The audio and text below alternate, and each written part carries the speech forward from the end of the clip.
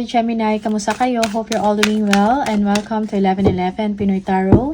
This is a general reading, not a one-to-one, so hindi po lahat ay makaka-resonate or hindi po to 100% accurate for you. Please subscribe, like, comment, and share, and please tap the bell for updates from this channel. Maraming salamat sa inyo, Gemini. Tingnan natin kung ano yung mga paparating na energies and messages for you for the month of November. Energies and messages for Gemini for the month of November 2024. Okay. November 2024, Gemini. November 2024, okay. We have the Justice, no? There will be honesty and balance or fairness in your situation for the month of November, okay? You may be receiving justice for some of you, or yung iba sa inyo kung merong someone na may kasalanan sa inyo, no? So, I think they will approach you to apologize, something like that. Also, you will be weighing up decision, you will be weighing up choices, no? It may be sa love relationship or sa career. Okay? You will be receiving truth, no? Truths, some truths, no? And you will be using it to make a decision, no? So be smart. Okay. Merong the strength, okay? Power and stability in your thoughts, in your actions, and your emotions. Gemini, you are gaining strength, no? Parang you are learning to say no sa mga tao, most especially na parang distraction para sa inyo or maabuso sa inyo, something like that, no? Yeah. Okay. And the Knight of Swords, no? You don't want arguments, you don't want fighting, okay? Parang meron kayong pinaglalaban dito, but you remain to be strong, no? Gemini, okay?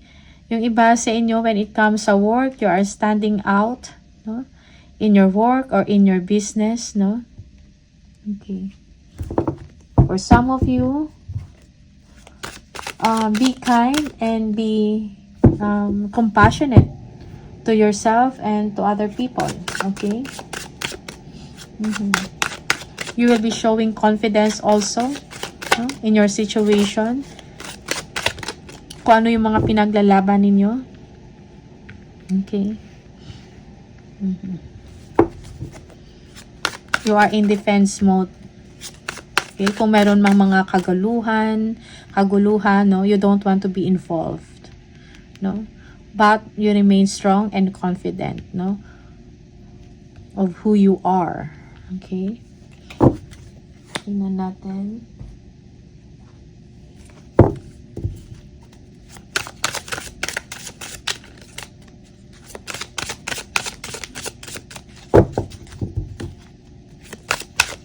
Gemini.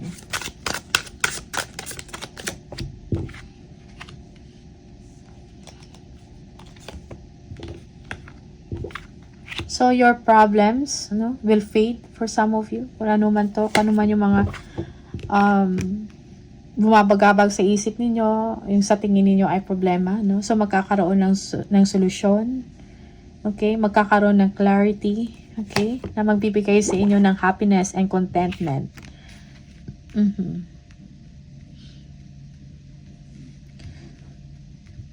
Tingnan natin. Gemini, Nine of Cups.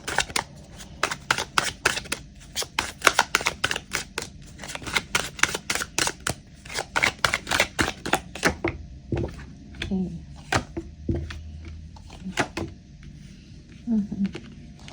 So, tuloy ang buhay para sa inyo, Gemini, okay? It's like kung dati parang meron mga difficulties, no? Like, you are suffering in a situation, yung parang feeling mo nawawalan ka ng kumpiyansa, okay? Now, you are blessed, no? Happy times ahead for you. There will be movement or travel. You will be accomplishing something significant, no? Yung iba sa inyo, if you have a business or something like that, no? You will be recognized. You will be recognized. Okay? Makikita yung galing ninyo sa trabaho. Okay? Yeah. Because of your willpower and confidence. Okay. Knight of Pentacles. Tingnan natin. Yun. So, dito, parang merong illumination, no? Parang kung ano man yung katotohanan or kung ano man yung nahihirapan kayo dati sa sitwasyon nyo, parang nagkaroon ng kaliwanagan. And now, parang nagbibigay ito sa inyo ng lakas ng loob, no? Ng drive to move forward, no? And to achieve something. Okay? Knight of Pentacles.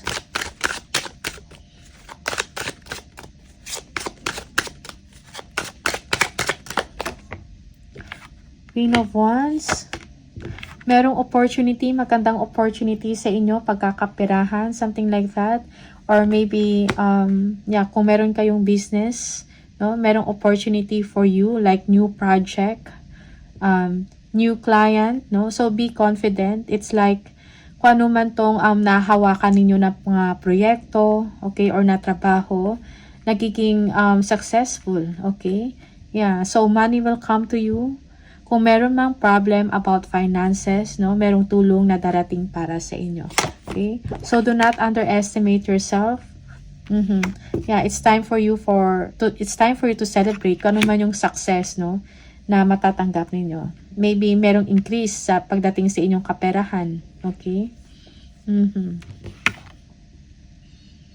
Yeah, it's time also for you to, you know, to have fun. Okay? Meet your friends, your neighbors, no? Mga kaibigan mo, no? Yeah. So, do not underestimate, no? Yung kakayahan mo at abilidad sa trabaho or sa inyong negosyo. Okay? Yeah. Merong improvement dito sa inyong finances. Financial matters. Okay? Tingnan natin. Okay, partnership. So, it's like parang merong accomplishment dito, no, sa isang partnership. Maybe, when it comes to love relationship, parang you have ended a cycle in your relationship na maayos, no? Parang successfully, kumbaga. Kung meron man kayong project or this is business partner, no? Parang mayroon kayong na-accomplish na something, no, na nagbibigay sa inyo ng pride and happiness. Okay? Yeah. So, that's why you are feeling confident. Okay? Yeah. So, move forward ka lang. Kung ano man tong business venture na meron ka, just move forward to it, no? It will be successful. Okay? Five of Cups.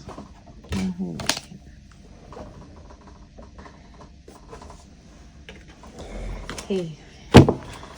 Three of Cups. Tingnan natin.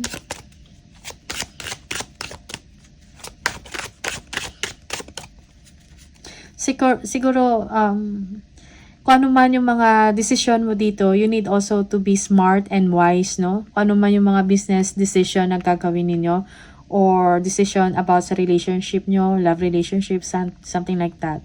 So, kailangan nyo siguro maging wise, no? Or make smart choices. Okay?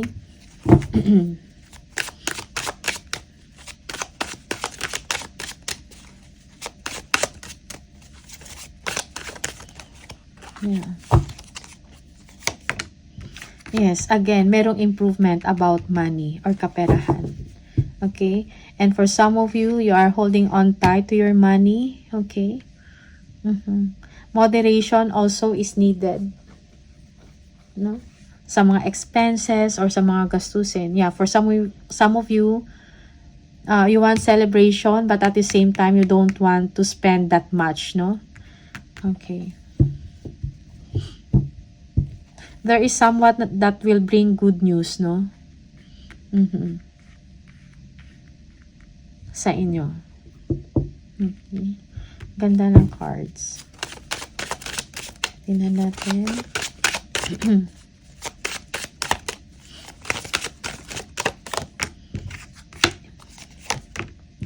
Again, so, Okay, meron kailangan kayong mga pagpaplano or discussion, no? With your coworkers, with your colleagues, or if you have a business, kung meron kayong mga tauhan, something like that, or employees or staff, no? Kailangan siguro ng meeting para, kung ano man tong competition na to, okay, ma-overcome yung competition na to. You will be on top of the competition, something like that, okay? Kung meron mga disalignment, no, or merong hindi pagkakaintindihan. So, I think it's high time na kailangan pag-usapan to. Okay? Merong pagtitipon na mangyayari and at the same time pag-uusap para sa improvement, no, ng trabaho or ng business, no, or ng inyong sitwasyon. Okay? Yeah. Meron dito insecurities, no, jealousy. Okay?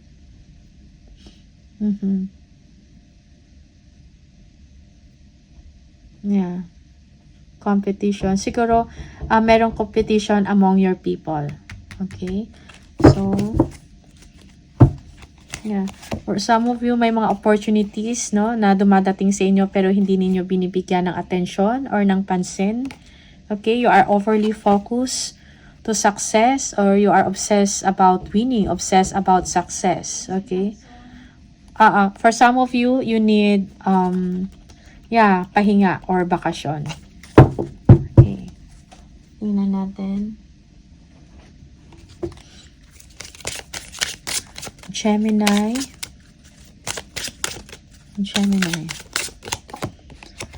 Ask for what you want. Let the universe and other people know what you need. Okay. Everything's okay. Don't worry. It's all working out in a beautiful way. Okay. So, parang wag mag-alala. Do not overthink, no, about your situation. Maybe sa work mo to or business, no. Do not overthink. Everything will be okay. Okay? Let go. As you surrender the need to control, your relaxed energy rapidly attracts your desires. Okay? So, kalma lang, no. Let go. Kung yung mga hindi na kailangan or kung hindi naman beneficial sa inyo, nagbibigay lang ng stress, let it go. Okay?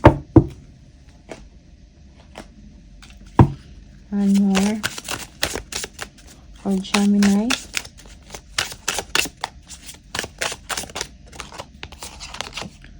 Take a divinely guided chance. All positive change and successful ventures involve a degree of risk, and you are ready to follow your divine guidance to new territories. As you leave behind that which is comfortable and familiar but no longer appropriate for you, you make the room for new and more meaningful opportunities. Yeah. So, you need to let go, no? Kung ano na yung mga no longer appropriate or hindi na para sa inyo, let it go so you can start anew. You can make room for something new and more meaningful na mga opportunities. Okay. Gemini.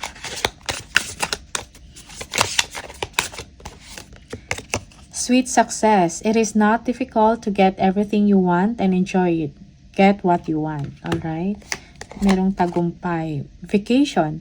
Start a perfect vacation and enjoy the freedom. Take time to recharge. Yes, you need to recharge and regroup. It's time for you to have fun also and meet your friends, no? Yeah. One more. It's time to celebrate your success, Gemini. One more. We have exhausted, feel financially drained, lacking viable options, recharge and regroup.